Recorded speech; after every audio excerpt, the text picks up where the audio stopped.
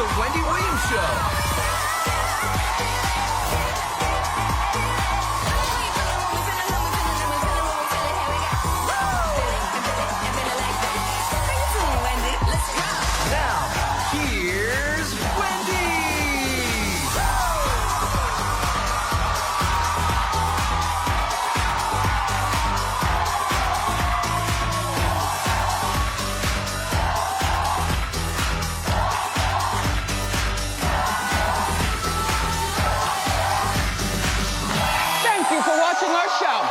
Say hello to my co-host Stanford studio audience. And of course, the virtuals at home. How you doing? I'm doing okay. Let's get started. It's time for Hot Topics.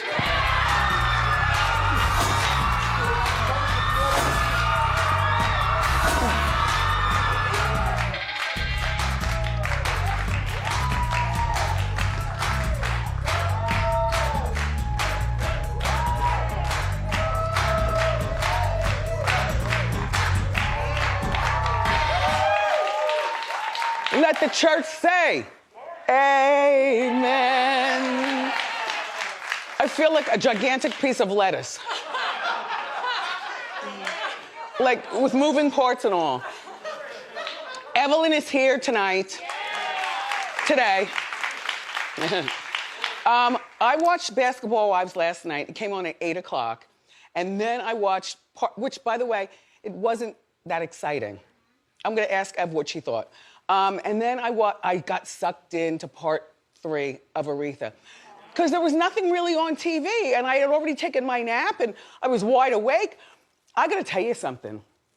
I am so committed to tonight for this all to end.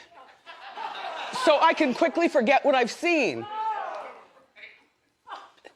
Look, okay, there were a few big moments. First of all, I didn't realize that Aretha had children like a few years apart.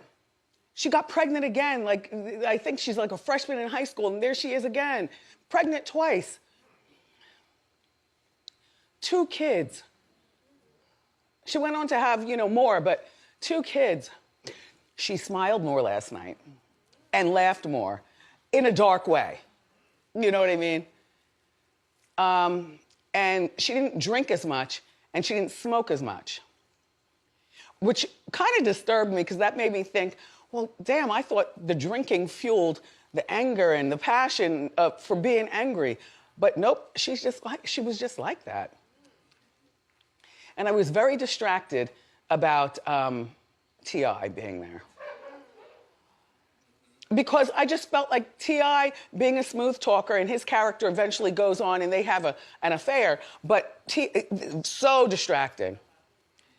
Only because everything that we talk about with him most recently on Hot Topics, this character right here, and me watch him work that smooth way. Hey, baby, what's up? Yeah. Hey, baby. Yeah. Like helped me to confirm everything in my head. Mm-hmm. And her father is the worst. The worst. When he found out she got pregnant, he went crazy. For the second time I'm talking about. Uh-huh. Clap if you guys watch. Don't. I watched. Yeah. Mm-hmm. And not just for work. I watched on my own. Yeah. Yeah. Wow. The family's probably really happy. Yeah, well, no, because it's been rating really well. Uh-huh. And the last thing I'll say about it is I think I told you this yesterday, or maybe I, went on to something else. You know how I do. I can totally understand why the granddaughter and the family is upset about this movie. Because it shows her in the worst light ever. I can't imagine what Jennifer Hudson's going to do with this. She's gonna lob a softball at us, and I'm gonna have to leave the movie theater. Well, I'm just saying. I like J. Hud, but I bought all into this right here. Anyway, part 4 is tonight, and it'll finally be over. So, pardon me. The Real House, and then I stayed up for Seinfeld, you know, to clear my mind and be happy.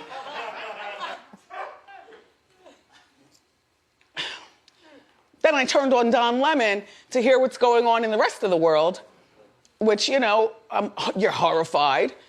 So then I had to look for another sitcom. I think I turned on Frasier. You know, yeah, that's one of my favorite sitcoms of all time. Of all time.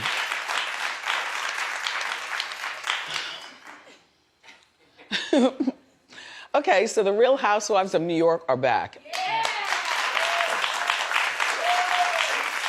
And the newest housewife, Ebony, she's a friend of our show. You know, she's an attorney and she's really smart. She's been on she does the what's going on with Black news on Revolt. Mm-hmm. She's been on our Hot Talk panel. Mm-hmm. So I found out, I realized this, you know, because now in New Life, I want smart, pretty girlfriends so we can go out and hypnotize them. You know what I mean? You know what I mean? And so she's totally single and she doesn't have kids. So next time I go to the steakhouse, ring up her telephone number for me. Okay, we'll call Don't up. forget. Okay. Okay. Okay, Ebony, if you're watching, let's hang out. Where the aroma is money and the men are watching. Okay, so we have a sneak peek. Take a look. Welcome to Harlem. I like Ebony a lot. Ooh, you can tweet. I'm not Toni Morrison in this bitch. I can't be teaching y'all everything. Diana. No, I'm Michelle. I get my help wrong. She said she get her help wrong. The help comment was a little triggering for me. Here's to hospitality assistants. I have more education, frankly, than anybody at this table. Don't come into my house and tell me I don't have an education. I can leave your house, Lou. Oh my God, my ears are hurting. Don't overstep your boundaries. I will step wherever I want to. You're preaching. That's gaslighting. You know what? You're gaslighting me. Why do you have to be in everyone's business like a Karen? Do you understand what I'm saying? Not really. He was my guy. He was never your guy. And a couple of my other guys have been with you. If you don't want to be here and listen, get the out. Elegance and class. Where did it all go? In with the love. You're a hoe, you're a hoe, you're a hoe, you're a hoe. Biggest hoes ever.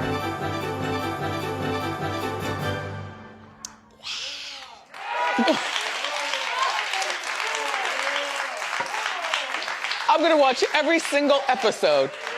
Every single one. So here's the thing with these girls. Ramona is very dismissive with people who help her out, you know, maybe a housekeeper and things like that. Instead of being kind, she's like, get my bag, get that, blah, blah, blah. So by her helping out, that was like a sarcastic jab too. I've changed my ways. Do I have that correct? Remember, Ramona? Yeah, she's like rude to service people. Grab my bags. Yeah, like, so when she said the help, Yeah. it was like triggering for Ebony. Yeah, yeah. I can't wait. I was paparazzi this morning. No, yesterday. They didn't get me this morning because I left early. Right. Earlier. Uh-huh. Yeah. No, that was yesterday. Yesterday. She's cute. She's not wearing a bra. Norman said, what? That's no bra? Right. Yup. I did. Yup. My eyes are like, Hi, boys. Anyway, so back to the Real Housewives of New York. So Page 6 is reporting that Bethenny, the cast is surprised that Bethenny orchestrated her new engagement announcement at the same time that the trailer was released. And I said, ooh, you know, Bethenny does have her mean, petty ways, but that's part of being a housewife. I'm not sure what to believe, though, because to me, she's moved on with her life. Like, she's got a whole pile of money. She's finally divorced, and she's got a giant ring on her finger. She's engaged. And the guy is real cute and real successful. But the question is, did she orchestrate just to pull attention away? Because honestly, like, when I leave here, I forget about half the stuff that we've already talked about. Not because I wasn't interested while telling you, it's just because I go on to another life. you know, so you got to clear out the old to bring in the new life. Bethenny, it didn't work. Everybody's talking about the Real Housewives and nobody's talking about you. I mean, we're talking about you, but not in that way. Just move along with your life. So season 13 of The Real Housewives of New York premieres on Tuesday. That's a good day. May 4th on Bravo, so we have to wait, but I can't wait. All right, everyone. You've probably heard, I was gonna do this yesterday, but that's when we ran out of time because we had Don Lemon here. But Bobby Brown Jr., he was 28 years old, and his death is being criminally investigated. The autopsy report showed that he died of a combination of tequila, cocaine, and Percocet laced with fentanyl that he snorted. So it wasn't like somebody popped something in his drink to trick him. You know, when you snort something, that's a very intentional act. Bobby, his father, wants to know who the drug dealer is and hold that person responsible. Now, as to whether Bobby wants money or not, I don't know. Maybe he just wants to clean up the streets. But I'll tell you what, Bobby, the only person responsible for doing drugs is the person doing the drugs, unless there was something dropped in a drink, and you can prove that. There were no drugs in Bobby Jr.'s place, you know, and to me, that's probably because he was there with a whole bunch of people hanging out, and they cleaned up the scene by taking him home for themselves, or throwing him in the car, and then coming back upstairs and calling 911 to make, but you know, the place is spotless. But yeah, that's a medical report, and they say, Bobby says he's a wonderful young man, and we've seen him on reality TV. He was really polite and seemingly smart, but he's young, you know, he's the son of a celebrity. But Bobby also said that he was easily influenced and hung out with a bad crowd. Well, you hang out with a bad crowd intentionally. When you find out your friends are up to no good, then you go the other way. I feel bad for Bobby because Bobby is surrounded by, you know, death, and it was their own faults. You know, from his daughter to Whitney and now Bobby Jr., you know. And Bobby, what you probably should do is just focus on your business, because I've been looking for your hot sauce for a very long time. Now, you put, Norman, have you ever looked for it in the store? There it is. There's the barbecue sauce. And a barbecue sauce, too. Right behind you. But yeah, I haven't seen it. But it looks delicious. Bobby, focus, focus, focus.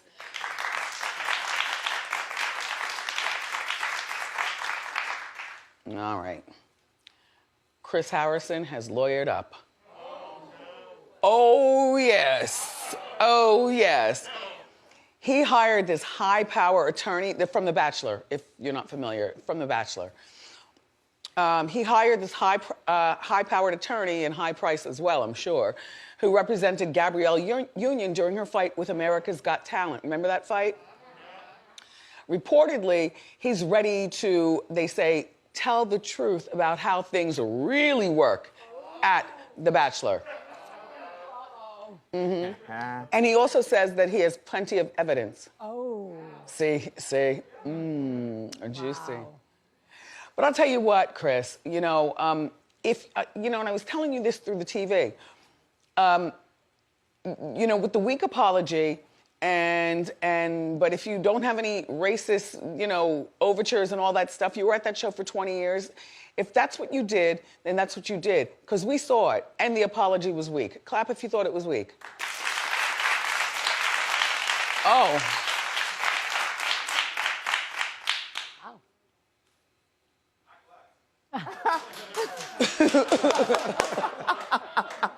The camera missed it. I clapped. You know, when he has an opinion, that means, you know, yep, So, but if you lay low, first of all, the attorney is going to cost a fortune. Now, I don't know how much money you got saved up, but it's not even worth it. Second of all, if you just lay low for 3 years, like don't get paparazzi'd, like stay in the house for 3 years, you'll be able to come back. I mean, you were a good host until you weren't, but you won't go back to The Bachelor. They'll find something like where you host a game show. You know what I mean? Or one of those things. You're good at that. But right now you're doing too much. And here you are back on Hot Topics. All right, what else?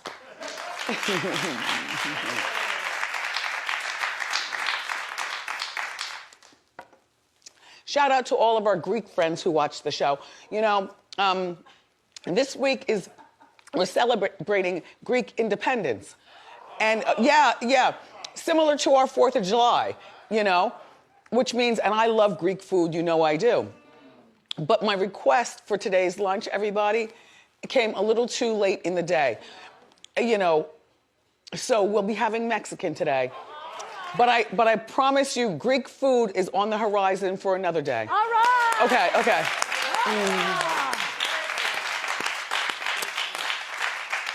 The grape leaves.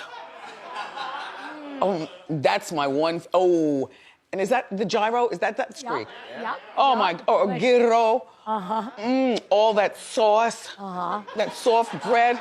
And that lamb meat. Mm-hmm. Uh-huh. And all the lettuce in there.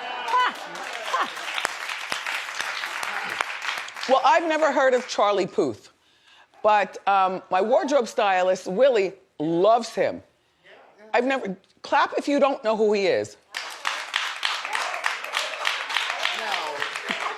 No. Even backstage, they're like, I don't know. So I don't feel so bad. You guys know his music. What? You guys know his music. Even if you don't know him, he's huge. Nah. All over Z100. Nah, still don't know. Yeah. Okay. How you oh, I know. Oh, I know that shit. Yeah. Okay, Charlie Puth. All right. So look, he's 29 years old and he's clapping back at body shamers. He went to the gym, he didn't put his shirt back on, he left, and people, I guess, are calling him a little fluffy or whatever. Oh. I think he looks terrific. Yes. So he clapped back at people who were disrespecting him and body shaming him by saying, uh-oh, the prompter went down. I can't even read that. Oh, okay, thank you, Prompter Bob. Hey, just a very quick reminder that it's not cool to body shame anyone. Not entirely sure the purpose of it, but sorry I didn't have an 8-pack. Like, damn.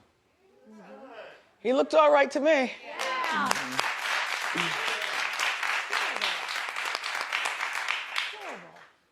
Oh, cute.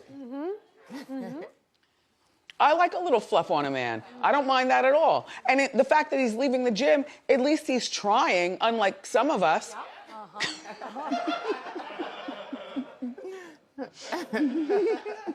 Just saying.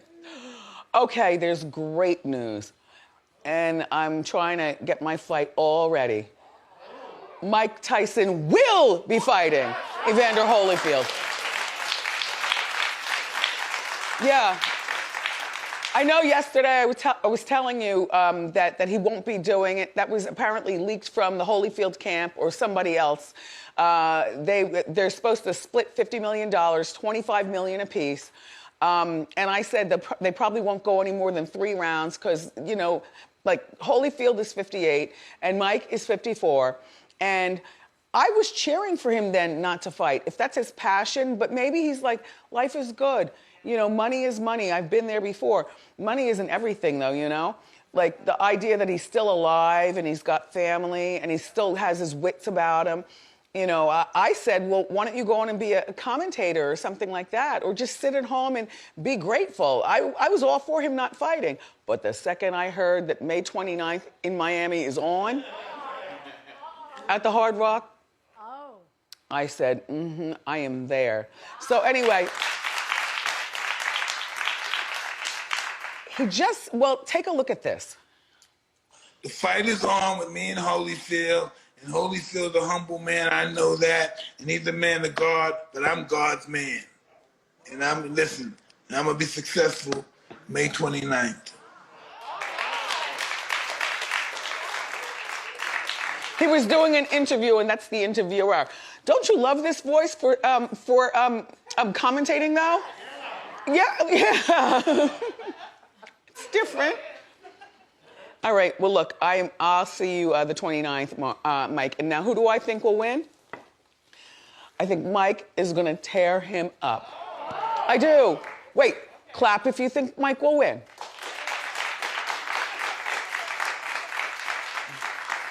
Clap if you think Holyfield will win. Norman and Suzanne, that's it. All right, fight, fight, fight. May 29th in Miami, and we've got more great show for you, everybody.